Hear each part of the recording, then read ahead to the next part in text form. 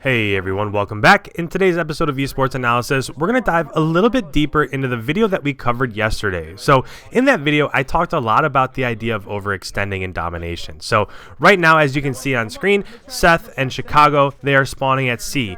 The enemy team, which is Atlanta in this case, just captured B. So rather than trying to outslay Atlanta as they've pushed up kind of into those critical choke points between B and C, they make the tactical decision to overextend towards A. And what that does is that requires Atlanta to kind of split their resources. So since they're capping A, Atlanta can either send people back to A to guard that, or they can move on and try to capture C, because at this point Atlanta's down and they have to have control of 2 flags. So if you're Chicago at this point in time, you can either continue over and over again trying to go to B, or you can force A, which splits Atlanta's resources, and then now you can recapture 2 flags. So right now what they're doing is Seth is pushed up, Seth gets a 2-piece here, and then they end up capturing this flag. As Seth moves towards the back of this hill, you're going to notice on the minimap, blue arrows go ahead and spawn behind him. So now they have successfully overextended, they've captured A,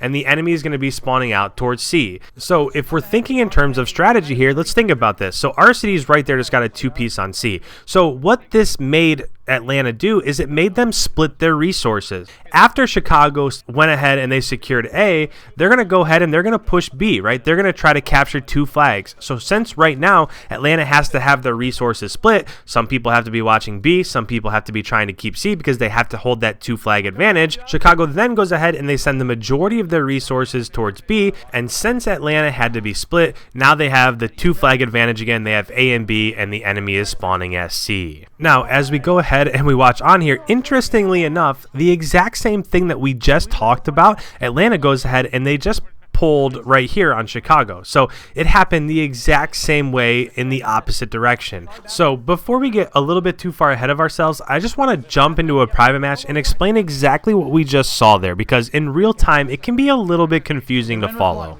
Alright, so as we go ahead and hop into a private match here, let's set the scenario. Let's say your enemy has A and they have B, and you're currently being spawn trapped over at C. So if your enemy goes ahead and they take B, at that point in time, they can push up into some of these choke points. So they can come up into here, into this window, and kind of hold this middle section down so that you can't get out through there.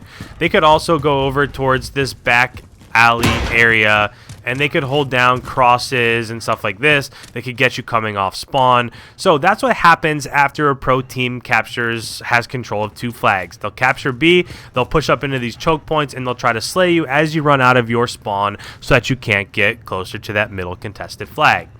So if we reset here, let's think about if we're Chicago. Rather than, in order to capture B back, we would first have to win a series of gun battles at these choke points, right? So here we'd have to win a gun battle, probably towards middle here, or on this coal head glitch, or back in that corner. So we'd have to win that team gunfight in order to get into B.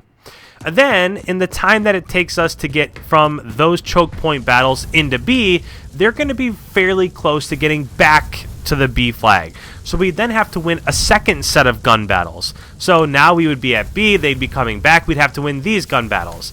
And then finally, to go ahead and reverse the fortunes of our enemies, we would then have to push up, and we would have to win a 3rd team fight in choke points like this. So that's a lot to have to worry about in order to flip spawns just straight up. So in order to go from C to B to setting up spawn traps on the opposite side, you have to win a ton of team gunfights against other pros. So a lot of times that's just really hard to do. So what teams elect to do is they elect to overextend. So if we come back here to our C spawn, and we think about all that I just laid out, that's a lot that has to go our way in order to get fortunes back in our favor. So since we know that the enemy is going to have people kind of in this choke point and over there in the corner and maybe here in the middle, the easier thing to do is to just send your entire team to flood through woods over here. Now, you're still going to have to win gun battles, right? There's going to be somebody watching this middle area. There's probably going to be somebody back in spawn. So you're still going to have to win gun battles, but they're more 50-50 gun battles, and they're a little bit easier to win. So if you have 5 and they only have 2 watching watching this side, then you probably have a pretty good shot of getting towards A. Now, once you're on A, the people watching B have a decision to make. Are they going to send their resources back towards A in hopes of stopping this cap and controlling their 2 flags, or are they going to send their people towards C?